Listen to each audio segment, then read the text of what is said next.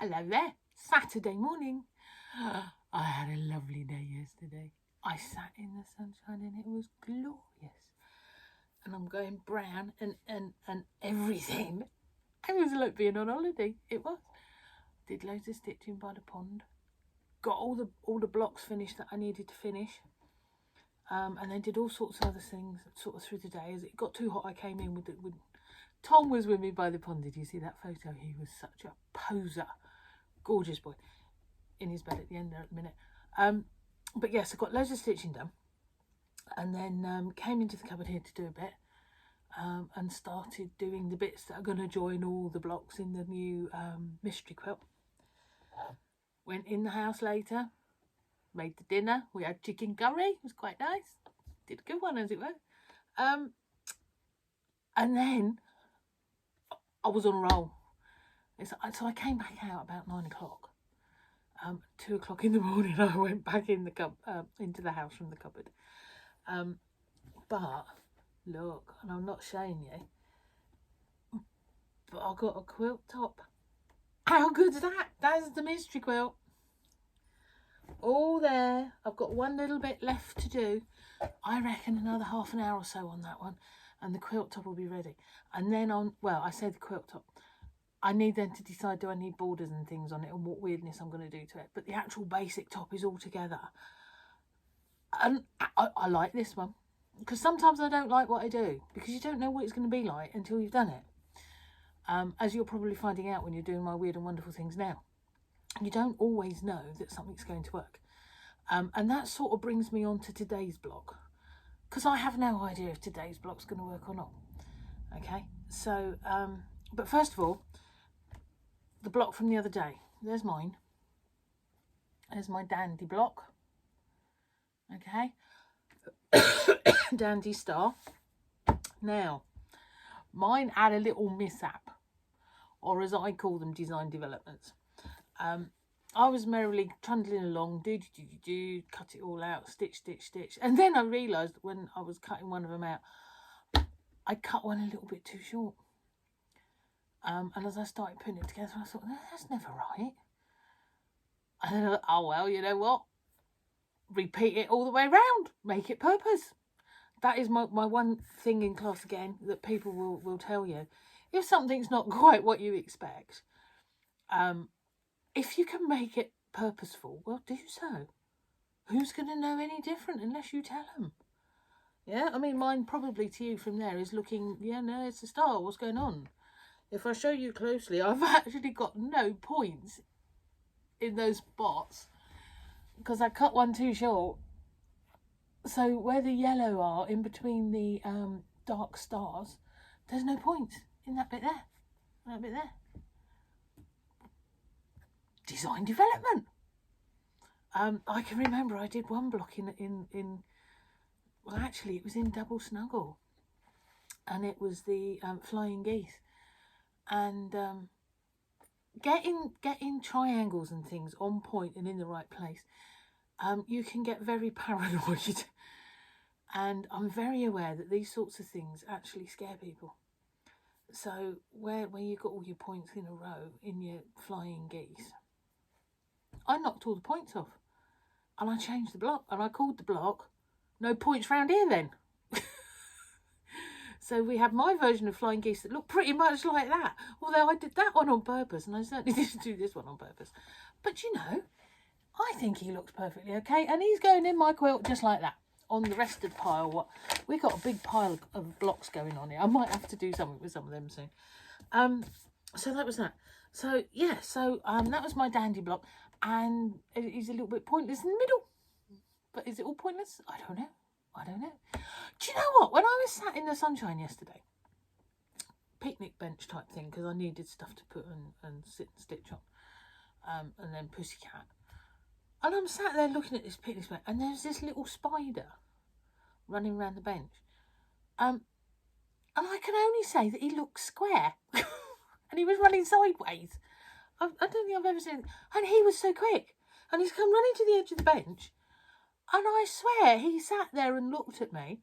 And then he jumped at me. I've never seen anything like it in my life. Talk about go up in the air myself. And he off it went back at 90 miles an hour. He learned how to return jump very, very quickly. Scared the hell out of me, little tiny. Spiders are okay. I don't want to be touching them and around them and all the rest of it. And I wouldn't ever see them hurt. But oh my God, he frightened me. It was horrible.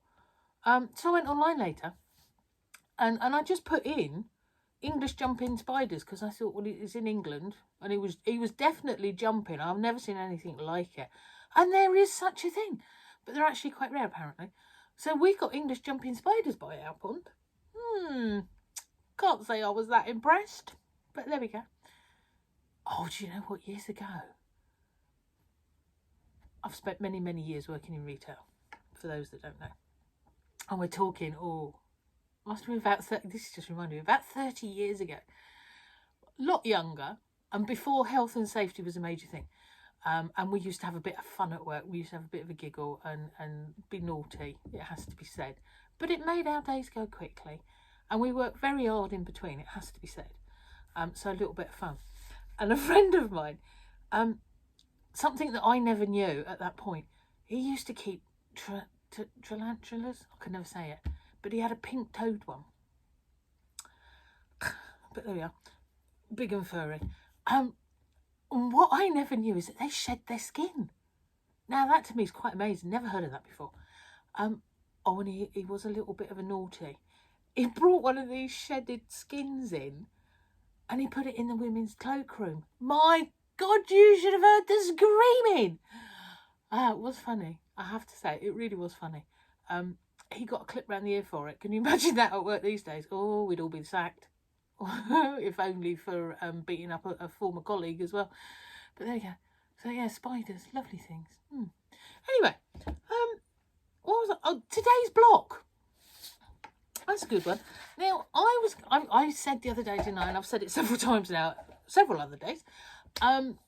We were going to do some more traditionally looking things. And I thought, oh, well, we can do, I think it's called railgate, fence gate, I don't know. But lots of stripes turned, lots of stripes turned, lots of stripes turned. Yeah?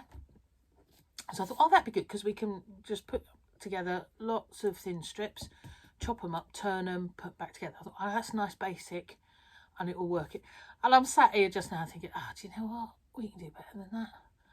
So I've just drawn a new pattern. Okay, now I'm coming over to you. I don't know if you can see that. So we've got some of the railgate going on, and then we've got some squares, and I've put in a couple of triangles just for the hell of it. So it was based on a traditional thought, and it's probably somewhere out there already. I don't know, but I just sat and did that. So what I'm going to do, I'm going to take a picture of that and I'm going to put that over on the Facebook Witterings group. Okay. I've numbered the order in which I would make them and put them together. But I will also, on the other half of this at the top, I will write all the sizings for you so as you know what you're cutting. Having said that, there are 4 areas of stripies. Well, what I would do there, because I'm going to do mine all the same, I will cut, if I've got it, because they're 6 inches, so 6.5 you need. I will cut 3 strips at 6, 12, 18, 24, 26 inches. So you could do it in 2s, you could do it in 13 inches, because you don't forget your seam allowances. So you're going to need to cut 6.5 for 1, 13 for 2. But I'm going to cut 1.5 inch wide strips, probably by 13 inches, and I'm going to join them long ways, and then I'm going to chop them, and then they're going to be ready dead simple and very quickly. Okay, and then I've got the 6 squares in there. I might actually do them all completely different, I'm thinking, but then I'm going to do my triangles opposites. Yeah, and I might do those as my tie colours opposite each other because they're small, it's included, and then I can use up lots of other stuff.